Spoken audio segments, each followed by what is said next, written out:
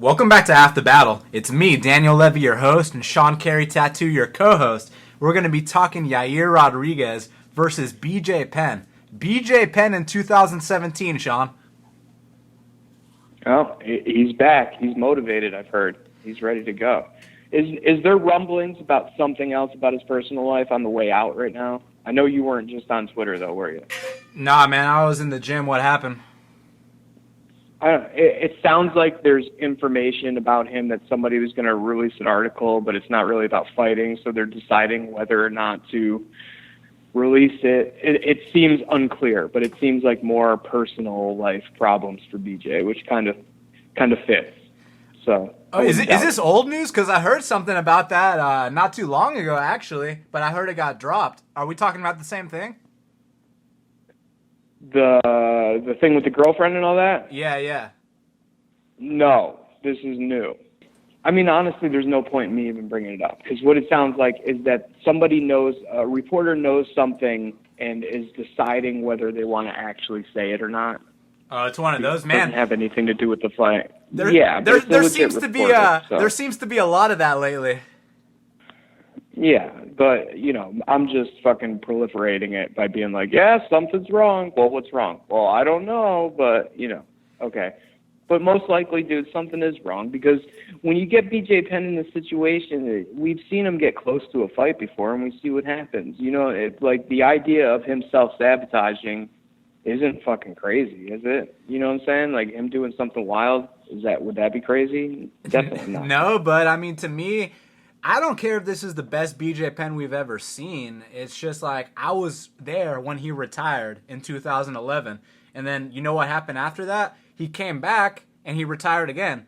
And you know what happened after that, Sean? He came back and he retired again. So, I mean, this dude's retired on 3 separate occasions. And, when we get to our main event breakdown, we'll talk about why he retired on 3 separate occasions. But first up, man, we got Tony Martin. He's minus 280, and the comeback on Alex White is plus 240. Now, when I lined this fight in my head, I was like, Alex White plus 115, plus 120. So when I saw that plus 220, I didn't even need to watch film, and I took that shot. And then I watched the film, and I was like, man, maybe I should have put more than 1 unit on Alex White, because let's talk about his style real quick. Firstly, he's a southpaw. That already makes you really tough to deal with. He goes forward the entire time. He's tough as hell. This guy is so damn tough. And in my opinion, he's gotten better every single fight he's had in the UFC. Even in his losses, they were very closely contested, competitive fights. The biggest, mark on him is that, the biggest flaw or issue, I guess you could say, is that from time to time he does put his chin straight up in the air. But to me, man, I mean, he actually does have some decent head movement when he decides to get that going. It's just that he needs to ease into the fight. But, man, his hands are good. He's well-rounded.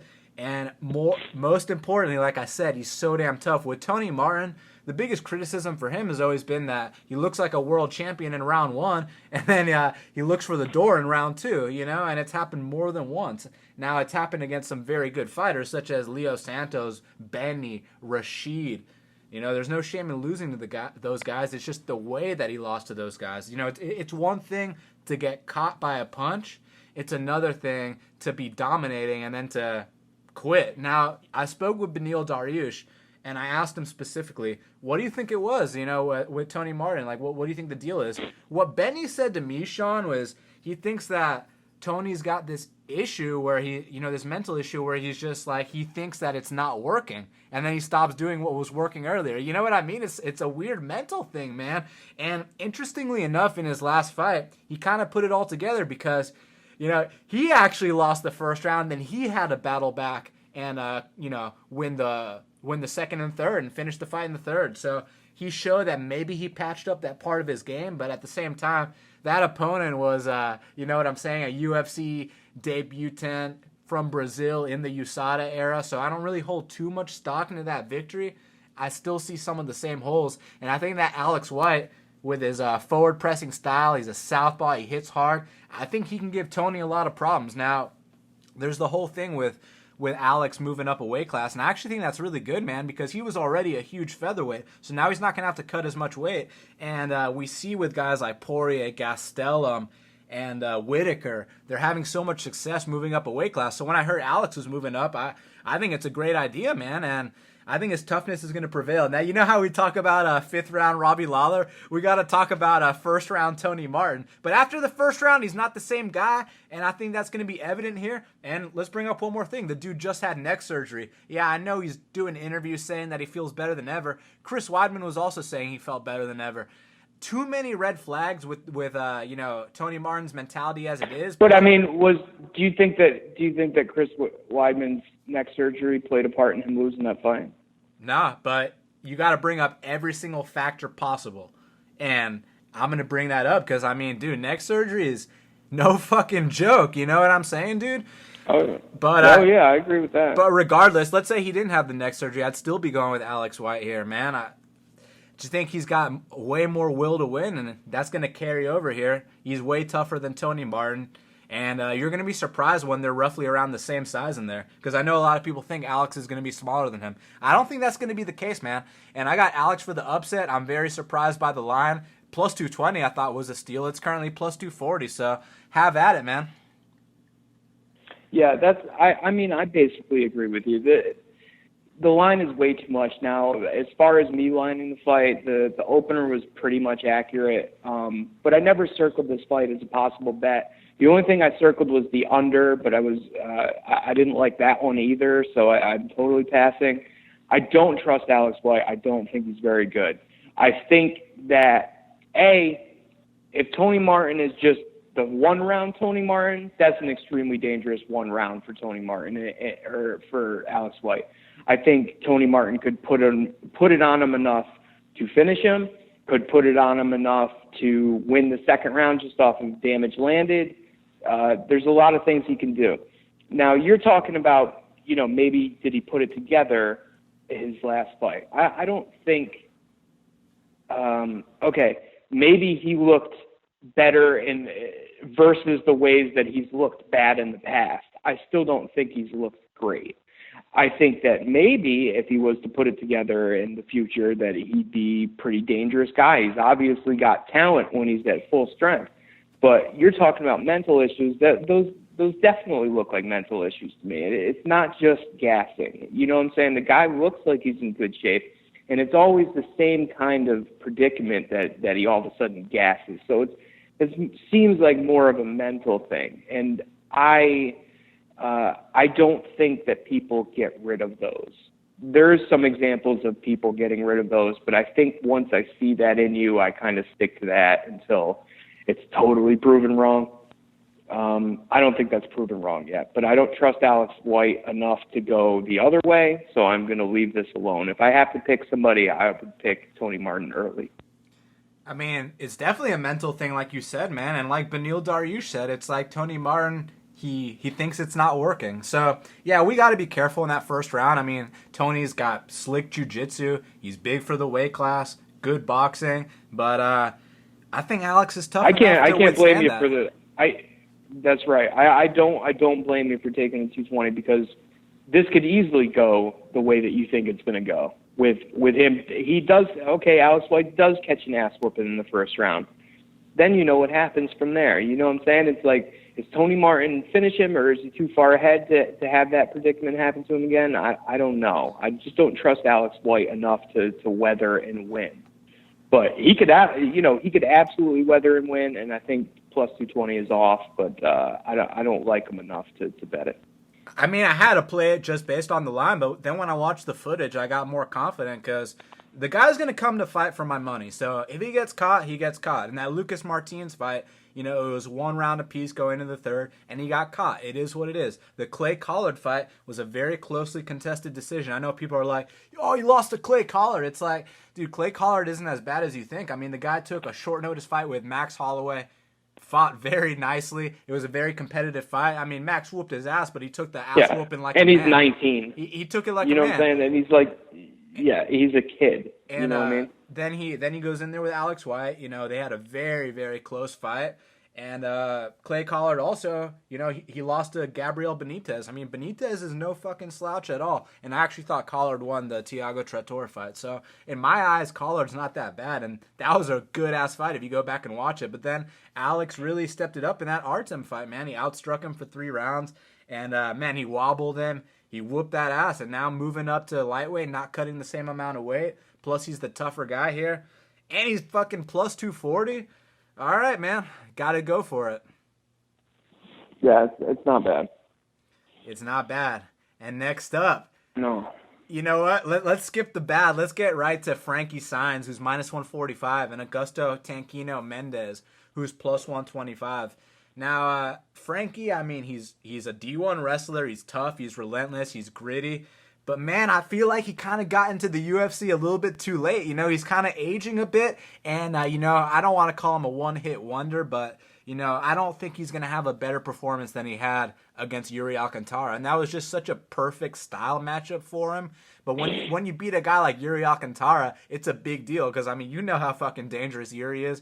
If you're not going to fucking grind that guy out, he's going to take you out in the first round. So the fact that Saenz was able to do that is a big deal. But the thing is, if you're going to take down a guy like Tanquino Mendes, this is legit jiu-jitsu. I mean, you watch his fight against the champ Cody Garbrandt. As soon as Cody got him down, right away Tanquino's attacking for omoplata. I mean, this guy on the mat is as slick as they get. And, he took that Cody Garbrandt fight on like a week short notice, so he was kind of soft going in there. One could argue it was an early stoppage. Now, I'm not saying that if they would have let it keep going, that he wouldn't have been out cold, because I'm pretty damn sure he would have. But I don't think he was actually knocked out.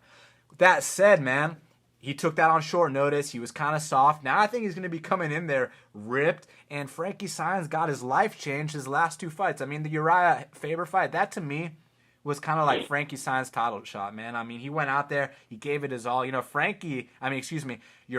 almost finished Frankie in that first round, and man, Frankie survived it, and Uriah put it on him so hard that he gassed out, and then it became a competitive fight. But I think that was the last big performance from Frankie, because the next one against Wineland, a post-prime Wineland dropped him every single round and then finished him in the third, man, and it was a rough one. So I'm actually going to go for the upset here, man. I got 1 unit on Tanquino Mendes. This is more of a leap of faith than it is me being super confident. I'm more confident in Alex White than I am in Tanquino, but I think this is a good spot for someone to show up in their sophomore appearance, have a better performance, and if Frankie tries to take it to the ground, I think he's going to get submitted. And on the feet, I think it'll be rather competitive. So I'll go for the upset here. Sean, 1 unit. I am on the other side. I like Frankie Saenz here. I understand what you're saying. I understand the angle. And the idea that Saenz could be falling off the cliff and that the Wineland fight was it, that could be true. The idea that Saenz is in the UFC too late, that's not conjecture. That's fucking absolutely true. I think Saenz, if the age was right and he got started younger and he got here younger, he probably would have been a pretty special dude. And I'm not really ready to rule him out as finished in this point. It's not like he's got a lot of miles on him. What he does have is a lot of grittiness. He's tough. He doesn't give up. He attacks in multiple ways. He's got a lot of weapons in there. His striking is not bad. His wrestling is definitely good. But what we're looking at most here is volume and grindiness. I don't really subscribe to the idea that a hotshot BJJ guy outside of MMA necessarily is going to cross over into a hot shit BJJ guy in MMA. You don't see it a lot. And when you do see it a lot, it really takes some time for the guys to get there. You know what I'm saying? Like, no doubt that Mendes can grab something. Sure, that can absolutely happen. But I think that Frankie Saenz will be safe on top. And standing, which I think the majority of this fight takes place standing, I think it's just volume and just better striking from Saenz the whole fight. A lot of jump knees to close the space, a lot of dirty boxing, a lot of cage push. maybe some takedowns. Maybe he pulls out if it gets ugly. He gets in some trouble. He pulls out and stands back up. But I think he's going to be in control of this fight for the majority of the time.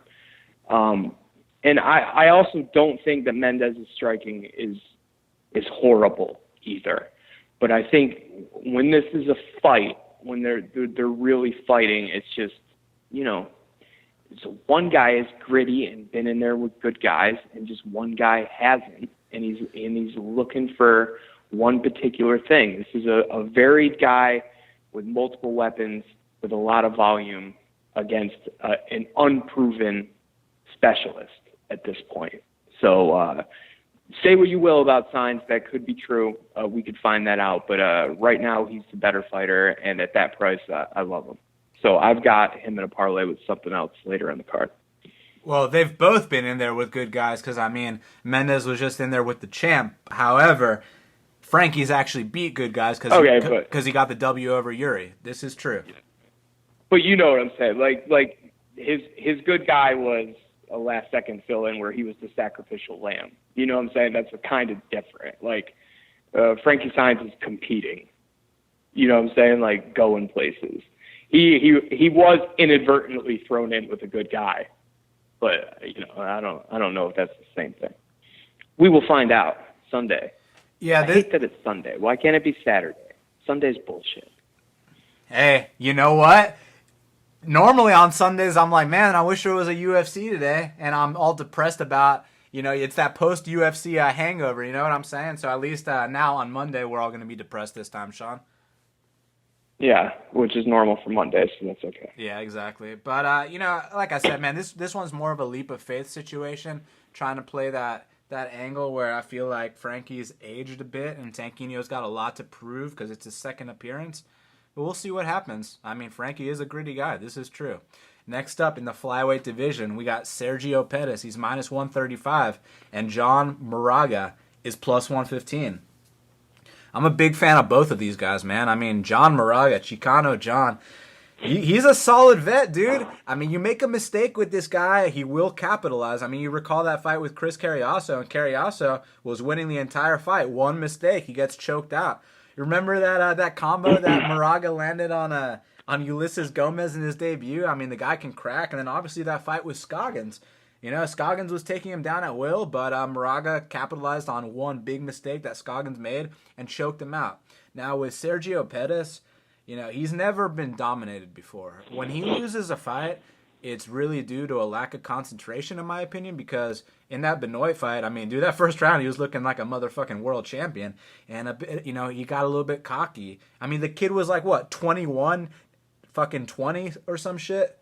You know what I'm saying? And he got cut. He got knocked out. He was learning his craft. He was figuring it out. But since then, the two performances he's had since then are just, I'm blown away by this kid. And to me, he's got a lot more potential than his brother. And let me explain what I mean. Someone might say, well, his brother touched the belt and defended it, and Sergio hasn't. I'm like, yeah, this is true. Also in a different era of the sport. But if you look at it, Anthony, what he's known for are his kicks and his jiu-jitsu off his back. That's what he's known for. With Sergio, he's got the kicks, he's got the jiu-jitsu off his back, but he can also punch. He's dropped dudes before with his hands, and he's got decent offensive wrestling, man. If you kick Sergio Pettis, he's going to dump you on your back. He's done it in multiple fights. He'll sweep the leg, as the sensei, the Cobra Kai sensei said in the Karate Kid. You know what I'm saying? Sergio is no joke, and I think what's going to happen here is that as long as Sergio keeps his concentration and he doesn't make any mistakes, he's going to pick apart John Moraga for 3 straight rounds. I feel like John's going to be guessing the entire time. He's going to be looking for that one big counter, and it's not going to be there for him. And, a lot of action came in on John Moraga. So, it was originally that minus 170 Sergio. I was like, fuck all that. But now it's minus 135. You guys are coming in on Moraga? I'm going to go the other way and see what's up. Let's see who's right. I got Sergio Pettis. I got him in a 1-unit parlay with the beatdown that's going down in the main event. When this fight was first going on, I was definitely looking to bet this fight. My idea on Pettis is that he's kind of a victim of that last name. He's not Showtime. That's not him. And then, like you said, while he's still green and while he's still learning, he loses, he gets knocked out. He looks bad towards the end of fights in some fights. But when he's looking good, he's looking pretty damn good. And, he gets disrespected a lot because he's not his brother.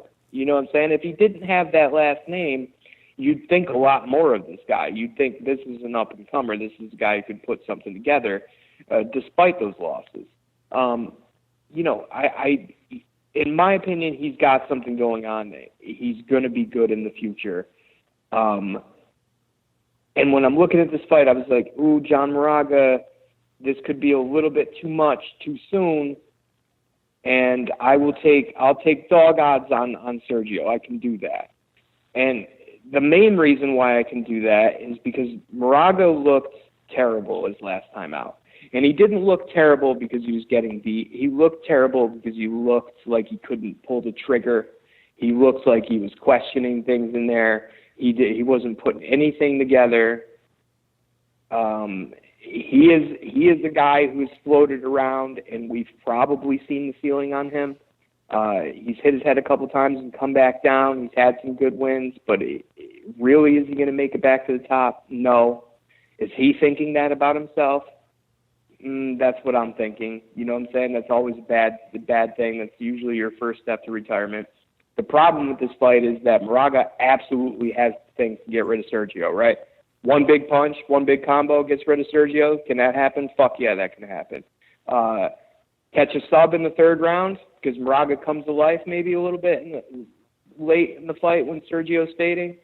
Yeah, fuck yeah, that can happen. So it's dangerous, and I was willing to go, say, plus 130-ish on Sergio. When the odds came out, I was like, oh, okay, well, this story's fucking over with. And now it's coming back, you know what I'm saying? It's getting close, but I need a plus in front of that number. If I'm going to pick somebody, I'm going to pick Sergio, though, because I think when you compare these two stories, I think Moraga looking that bad last time out against a real jobber, let's be honest, I think that's the bigger story here. I think that's the clearer thing to see. But yeah, Sergio. I don't know about Matthews Nicolau being a jobber, but he's a jobber. Moraga was definitely hesitant to pull that trigger. There's no doubt about that. He probably had a gun-shy veteran in front of him and fucking didn't do anything either. So what the fuck are you doing? You know what I'm saying? Prospects don't do that. Prospects jump on that. He did not jump on that. He's walking around doing almost the same exact goddamn thing. It was awful.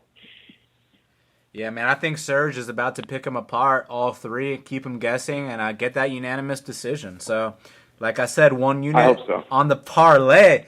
Not big with the parlays, but when I do, it's situations like this. I think it's going to cash. Next up, Court McGee's minus 105 and Ben Saunders is minus 115. I mean, flip a coin, you know what I'm saying? But I think Court is the way tougher guy, and I think that Ben might have the better technique. I mean, you remember when Ben knocked out Marcus Davis with those nasty knees from the clinch. That was a devastating knockout. But when things don't go Ben's way, he folds up, man, straight up. And, I mean, it's not just the Douglas Lima fights. I mean, what about the Mike Swick fight? What about the Patrick Cote fight? Even the Kenny Robertson fight. But Ben does have a nice, nice elbows from bottom in that rubber guard. But if you can neutralize it like Cote did, you should be good to go. Court McGee seems to me like the kind of guy that can neutralize it. Even though I think that Court only has 2 to 3 more fights left in his career. You know, he's had 1 million back surgeries. I mean, the dude's stiff as a board.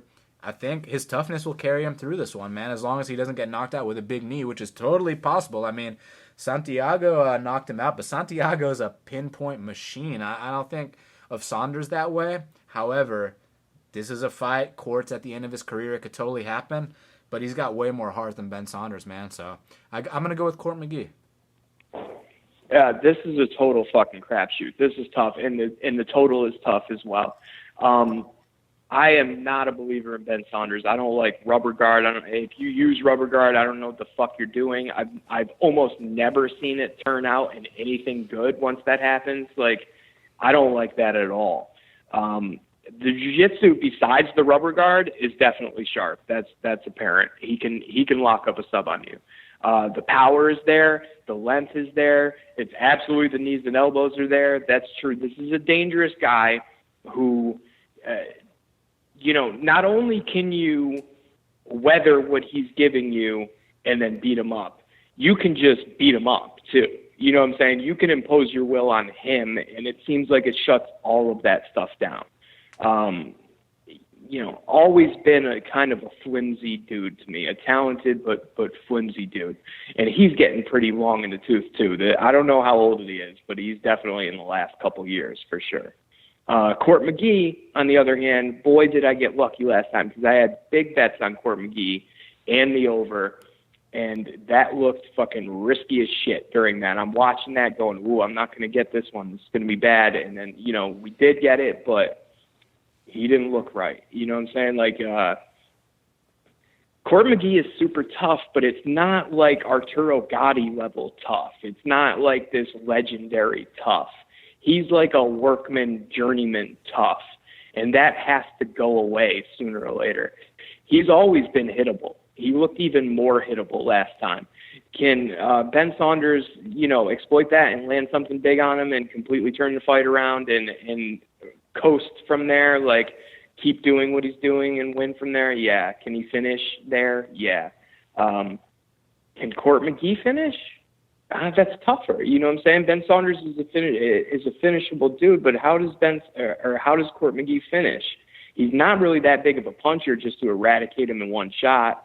The ground and pound should be, basically get neutralized by sub attempts repeatedly. I have a hard time seeing Court McGee finish, and Court McGee in 3 rounds last time looked real shaky. So I don't know who's going to win this one. I'm going to pick Court McGee because I think that Ben Saunders is flimsy enough to get grinded down the stretch, but I wouldn't be surprised in almost any outcome here. I usually love overs in Court McGee fights, but after that last performance and this particular matchup, I'm going to avoid that one too. So no bets, but I'll pick Court McGee. Co-main event of the evening, we got Joe Lauzon. He's minus 140. Marcin held is plus 120. I mean, how many times we got to talk about these leg lock guys, Sean? It's either first round leg lock or bust. I mean, that's the bottom line. Either he's going to tap out Joe Lauzon or he's going to quit. Now, in his last fight against Diego Sanchez, I mean, he got finished in that fight. I know it's officially a unanimous decision, but if you go back and watch it, it wasn't Diego Sanchez who was laying on the canvas for 5 minutes straight after that fight. It was Marcin Hill. He got finished in that fight. But that was also in the notorious Mexican elevation. You know what I'm saying? This is back in sea level. Dudes usually look better in their second appearances, but man, Joe is he's definitely tougher, that's for sure. It's just about, is he going to survive the leg lock attacks or not? I know Joe's really good on the ground, but let's not act like Joe's a lock here, man, because Joe's a 50-50 fighter, if we're going to be completely honest. He's cost us all money many times. So to act like he's a lock here, I completely disagree with it. However, I do think he's going to win because he's tougher. But, he's cost me money in the past. I'm not going to be surprised if Marcin taps him out. But got to go with Joe because, I don't pick quitters, Sean. I'm so surprised on this line, or I really am. Like, that I was all the way in with Diego last time out. A tough veteran with really good jiu-jitsu, probably on the way out, probably at the end of his career. You throw the elevation in there, and I'm like, there's no way Held's cardio survives that, because Held's cardio fucking basically doesn't survive anything. There was talk about Held's striking going into that fight. I've still never seen anything having to do with Held and striking. Like, it's the most pedestrian shit ever. And leg locks are no longer some sneaky new shit that people are not figuring out in the gym, where some guy you've never heard of crawls out from underneath a rock and does some shit to you that you've never had done to you before. Those times are over. So if you're a leg lock specialist and you're not like fucking Dean Lister or something like that, I don't know. You know what I'm saying? It's not getting it done these days. So the same exact reasons why I like Diego there is the same exact reasons why I like Lauzon here. The shittier part about the Lauzon is that Lauzon's cardio although it has looked good, it looked good against Miller. Lauzon's cardio is spotty at best. But the jiu-jitsu is not. The jiu-jitsu is super good. The striking is way better than Held's. And just another gritty veteran. It's like they gave him the same damn fight again. You know what I'm saying? Like, well, Sean, do I think that Diego... Can I say one thing about that? Here's my only comment about that. Go for it. Okay, so, yeah, Joe Lauzon knocked out Diego. You know, you can make the argument he's the better guy. But look, here's my thing with that. When Marcin was attacking the leg locks with Diego, we know Diego is a super flexible guy. I mean, he's one of those dudes that fucking does yoga in a sauna. You know what I'm saying? So getting a leg lock on Diego is going to be really tough to do. But my question here is, if Joe Lauzon is in those exact same situations and positions that Diego was in, will he survive them? Because I'm not sure that he's as flexible as Diego is. Because, dude, some of that shit was deep. It's just a matter of Diego being, you know, he's so fucking limber and tough as fuck. I just think that was a veteran guy going, "Ooh, don't get leg locks. Let's train a way out of leg locks over and over again." Joe Lauzon is absolutely thinking the same thing. Marcin Held brings that thing, that one thing. There's nothing else to be fucking scared of.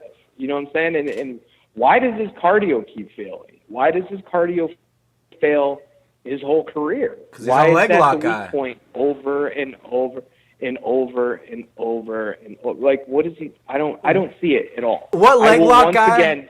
What leg lock guy doesn't fade? What leg lock guy doesn't fade if he doesn't get the first round submission? You know what I'm saying? There is no leg lock guys. There is no leg lock guys. When that was some brand new shit, and you didn't know it was coming, it was like Alan Belcher broke the leg lock guy. You know what I'm saying? That was once and for all.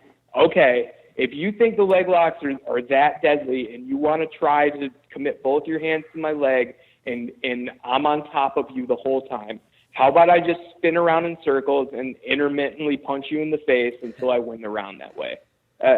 Alan Belcher stopped it for once and for all. The leg lock guys need something new, something sneaky again. And Marcin Held doesn't have it. I will take the gritty veteran with good jiu-jitsu, way more experience, probably better cardio, and definitely better striking again. So 2.2 units. I got Lauzon at -110. Let's go again. Let's send Held back to Bellator. Thanks. Man, that Alan Belcher fight, the way he fought the hands against Toquinho was just something to behold. And yeah, that really could have been the end of an era for the leg lock guys. But that was it. That was the end of it being sneaky. But dude, even before that, man, I mean, when Toquinho wouldn't get that first round leg lock, he would lose. I mean, the fight with Nate Marquardt, the fight with Dan Henderson. I mean, I can go on. So it's not a fluke. Not to mention, he was a special case because he's Ian Entwistle leg lock. Oh yeah, him too. Good. He's Ryan Hall leg lock good, but he's also the goddamn Hulk. So he's like, even if you're sneaking out of shit, he can still muscle your goddamn leg apart. You know what I'm saying? That's a weird fucking combination. All these other leg lock guys, they don't do it that way. You know what I'm saying? They're finessing you into something, into a trap. You know what I'm saying? So if one of these leg lock guys was like him and like a fucking monster on top of it and could just grab it and make it do what he wants it to do, that's a different story. But as far as the sneaky pale guy sneaking one on you, I don't know. I'm not seeing it no more. Main event of the evening, Yair El Pantera Rodriguez. He's -485. The comeback on BJ Penn is +385.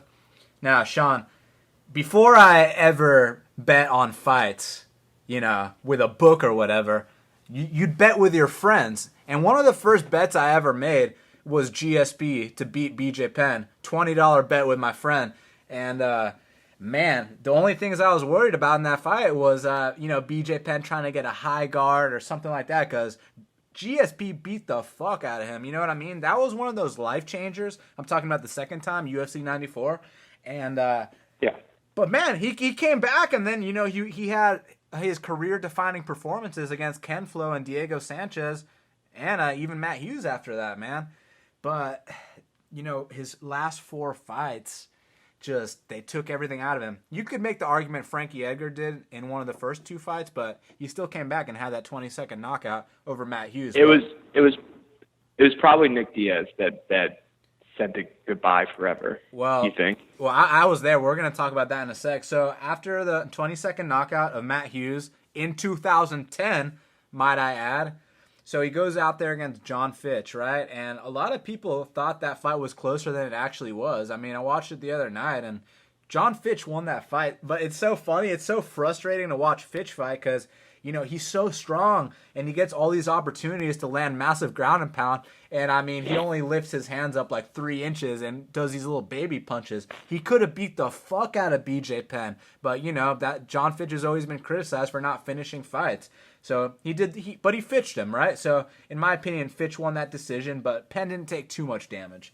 Then Penn comes out there against Nick Diaz in 2011, and dude, he got his life changed, man. I was there. I mean, the whole crowd was standing up because, I mean, it was like Nick was setting a significant strike record on BJ's face. And, you know, BJ retired after the fight. He said, look, I can't keep coming home to my daughter looking like this. Dana White was like, I want to see him retire. You know, we've seen him look like an alien more than once. And, you know how BJ's always had the rivalry with TriStar. So he calls out Rory McDonald. And listen to this shit. So BJ was like plus 220 in that fight. And BJ has the ability to cut a promo in a way where you believe that he's back. I mean, he was, you know, he posted a 15-second clip of him shadowboxing on his driveway with some fucking reggae music, and I was like, all right, he's back. He's gonna knock out Rory. You know what I mean? And dude, so BJ's always been known for never being knocked down, never being knocked out, right? Never being wobbled. So the Nick Diaz fight, he, you know. Oh, and he was also known for not bleeding, not getting, you know, his face marked up. The Nick Diaz fight was the first time his face got fucked up. The Rory McDonald fight was the first time that BJ Penn wobbled. And the Frankie Edgar fight was the first time he truly got finished. I mean, you can, you know, reference back to the second Matt Hughes fight or to the second GSP fight. But, you know, if it was up to him, he would have continued. In the Frankie Edgar fight, the third one, there was no continuing. You know what I'm saying? And the dude's finally getting cut open. Firstly, this guy shouldn't be fighting at 145. You know, the argument was he should fight at 55. That's where he's at his best, you know, when he was training with the Marinovich brothers. But word on the street was that, you know, he didn't want to put in the work because he'd come home, he couldn't even hold his baby. That's how hard they worked him. But, I mean, that's what it takes to be a world champion. I mean, the dude already accomplished everything. A belt at welterweight, a belt at lightweight. I mean, what else is there to do? He's retired his last 3 fights in a row because he got destroyed his last 3 fights in a row. And since the last time BJ Penn won a fight, a guy named Yair Rodriguez had his entire career unfold. And, you know how BJ Penn was the next generation back when he was the man? Well, now Yair Rodriguez is the next generation, and he's the fucking man. Because, look, when Anthony Pettis did the Showtime kick, it was like, wow, you know, he did that one flashy move, you know, after an entire fight. He did that in the 5th round of a title fight. Wow, that's incredible. With Yair Rodriguez, he'll do that shit as much as someone else does a jab. I mean, he'll be spinning the entire fight. And in his last fight, he went all 5 rounds in altitude doing that. I'm so impressed by this kid. Oh, and speaking of which, he's just a kid. He's like 23, 24. So he gets better every single time he fights. He's fought in altitude multiple times since the last time BJ Penn won a fight. And, man, I think that what's going to happen here is he's going to flying head kick knock him out. You know what I'm saying? I think that, like I mentioned, every single time BJ Penn's fought the last few times, it progressively got worse. You know, like I said, the Nick Diaz fight was the first time his face got marked up. The Rory McDonald fight was the first time he wobbled. The Frankie Edgar fight was the first time he legit got finished. And this is going to be the first time that he gets knocked out stiff, man. And he's going to get carried out. It's going to be really sad to watch. You know, you can make the argument, oh, Yair, you know, he does a flashy kick. He falls to his back. BJ gets on top, passes guard, maybe chokes him out. I just don't see that happening, man. I think if they go to the ground, I think Yair's going to have something to prove there, too. Once again, BJ should not be fighting at 45, and he looked terrible with Dolce there. Dolce's got a track record of no one's ever missed weight with Dolce. If you gave me plus money on BJ Penn missing weight, I would actually take it, Sean. Because, I mean, dude, the last time he made 45, the only time he made 45 was 2.5 years ago, dude. And now he's fucking 38 trying to make 45. The lighter weight classes are a young man's game. You know what I'm saying? It's a young man's division. And this is just wrong place, wrong time. Firstly, I got 5 units on Yair straight. I played the opener. I parlayed it with Jimmy Rivera. Jimmy's unfortunately not on the card anymore, so now I got 5 on Yair straight. That's no problem for me because I'm confident it's going to win. And then I got another unit on Yair parlayed with Sergio Pettis. So all in all, I got 6 units on Yair Rodriguez, and I'm feeling good about it, man. And BJ's going to retire for the 4th time in a row. I don't blame you, Daniel. This has every goddamn red flag attached to it ever. When it was Seaver, I was like, yeah, I'm betting Seaver. I think Seaver gets to him with hands and spin kicks him in the gut just like Seaver does. I think he gets him. When it was Cole Miller, I was a little more apprehensive because the way that Cole Miller was talking, which we, eventually saw was a real and a problem, and he's probably done. When it was Ricardo Lamas, it was like lay any amount of money that you want on any price and just put it on Ricardo Lamas to finish in a 5-round fight. You're out of your fucking mind. The idea of BJ Penn coming back and looking good has been tantalizing at the beginning. You're like, maybe, but no. And then next time, what if he did this? He's still BJ? No. And then what if he did, but maybe at this weight class? No. You know what I'm saying? Like it's no now. There's no more maybe. It's over. We know. It's proven. It's convicted. We know. Okay? He's done. It doesn't matter which camp. And if you're gonna say him at this camp, they wouldn't just fucking play patty cake with BJ Penn and let him hang out. But would they? They got a lot of fighters there. They all love BJ Penn, right? That's a guarantee. They probably love fucking hanging out and training with BJ Penn, right? You know what I'm saying? Do you think? Dude, he's not even Penn at Jackson's, man. I mean, he did a little stint at Jackson's. Now he's at the lab because he thinks if he trains with Bruce Leroy, he's gonna know Yair's game. I mean, the dude's a fucking habitual gym hopper. This is nothing new, and I mean, like you said, they all love him. So I wouldn't be surprised if he was just, oh, it's BJ Penn. You know what I mean? So to me, like, right. I'm not. Go ahead. I don't care if he's training at Jackson's. I don't care if he's training at the lab. Doesn't matter if he's training at King's MMA with Master Hoffa. It's over. I also believe it's over. I think if you're lighting up one of your childhood heroes in a sparring match and you're seeing that he's broken and you can do whatever you want to him, you probably don't do what you want to him. You know what I'm saying? You're an asshole if you go to make your name off of a super old, beaten up BJ Penn.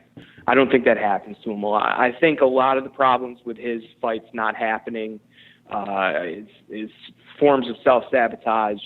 Maybe he doesn't really want to do this, and maybe he does sometimes and then doesn't other times. I don't trust any of this shit, but I don't trust it because it's him in this situation. I don't trust it in anyone in this situation. You got to peak for a fight that you didn't make fucking 30 billion times, and now you finally got one, and you've got a young, hungry dude in a 5-rounder. And let's add this, Sean.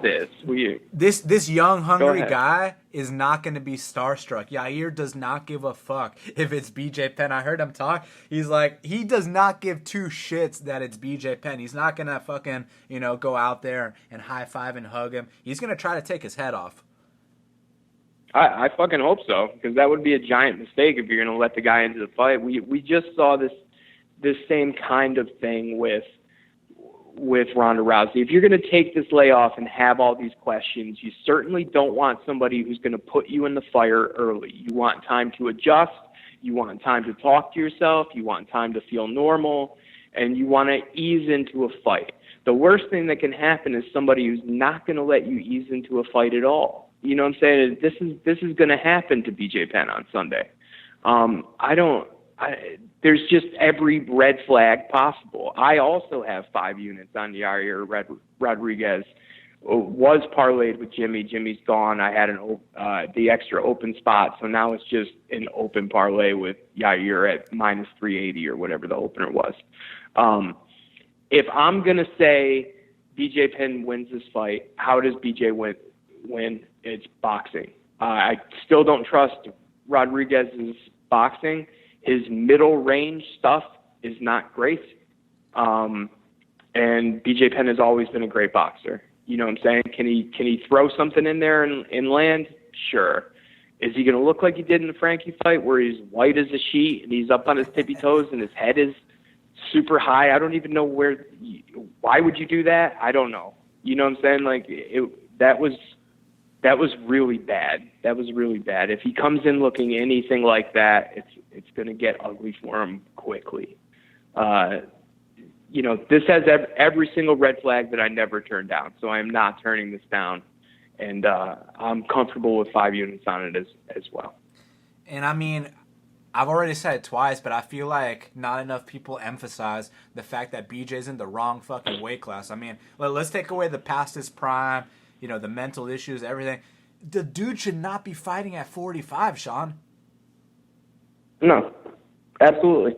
Anytime an old guy makes a downwards weight cut, I'm always like, oh, not good. You know what I'm saying? And this is the biggest case of that ever. What are you doing? You know what I'm saying? What are you doing now of all times? Like, don't you want to make yourself a little more comfortable and just do 55 instead? Yeah.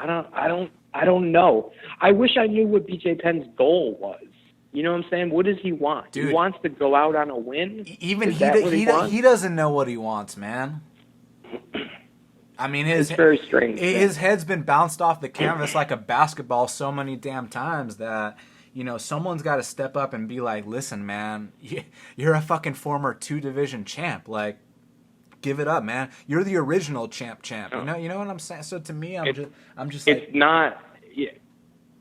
Go ahead, man. No, you know what I'm gonna say. I mean, it's just like, come on, bro. Yeah, I know. I agree with you totally. And we've seen this. If you've been watching fights for a long time, even a short time, you've seen this a bunch of times. It's this guy. It's Anderson Silva wants to feel like Anderson Silva. He wants to be himself again. BJ Penn wants to feel like BJ Penn and be himself again. But it's passed you by. Time gets to everyone, and you're not even an active fighter who's making, you know what I'm saying, who's falling down the cliff and looking to grab on one more time and win. You're a guy who's disappeared and came back worse multiple times, and now you've disappeared again. You've come back and almost fought 3 times, and now you're in a 5-rounder with a hot shit prospect. This is bad. This is as bad as it gets. You know what I'm saying? This is the time where BJ Penn does not look like BJ Penn. And really, the self-sabotage is evident to me. Evident to me. And there's time for this fight to still not happen, too. Think about that. There's plenty of time. And I won't be surprised if he misses weight either, dude. Straight up. That's what I'm saying. Like, this is not going to get better this week. We're not going to be surprised on weigh-ins and go, wow, look at BJ. We're not going to be thinking that. We're going to be like, oh shit, why is his lips gray? You know what I'm saying? Like, why does he look so sad? It's not going to be good. It's not going to be good. Yeah, and I mean, the dude, if he were to take a fight, he should be against Gray Maynard, maybe even Artem, but fuck, I'd pick Artem over him too, you know what I'm saying? It's over, man. Right, look. And my whole thing is, you know what I'm saying?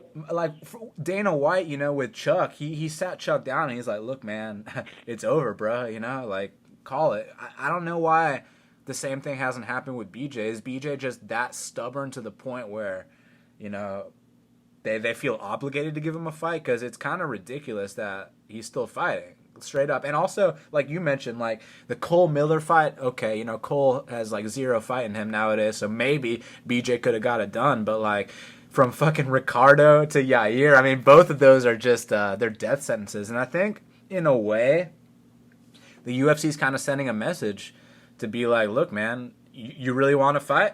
All right. Let's see what you got. Here you go. Here's Yair Rodriguez. You feel me on that, Sean? Because like if they would have thrown him a softball, and he would have won. Maybe he would have thought that it's not over. But now, I mean, they just got to let him know. And I think giving him Yair is letting him know. It's just, if you're Dana White and BJ Penn, who's a legend for real, says I want to fight still, I think as Dana White, you have to say, you got it, dude. Let's go. You know what I'm saying? Like, I'm not fighting. It's not my fucking brain. You've given your whole shit to this game. You want another, you got another. But let's give him a cupcake, hope that he looks good, beats the cupcake, and then goes home fulfilling whatever he wanted to fulfill. Now you've got a situation where he's probably going to look like shit, and the prospect that you're selling him to doesn't have a ton to gain by this. If Yair Rodriguez demolishes BJ in 2 minutes.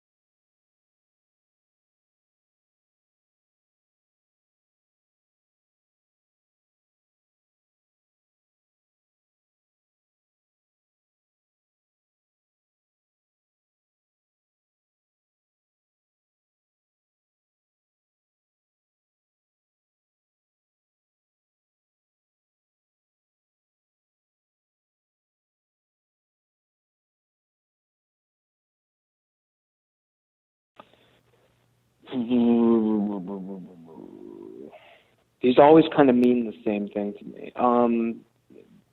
The fight to watch is Yair Rodriguez versus BJ Penn, because it's half an exciting up and coming prospect and half a sideshow who might come back to life and make everybody super happy. Well, except for me and you.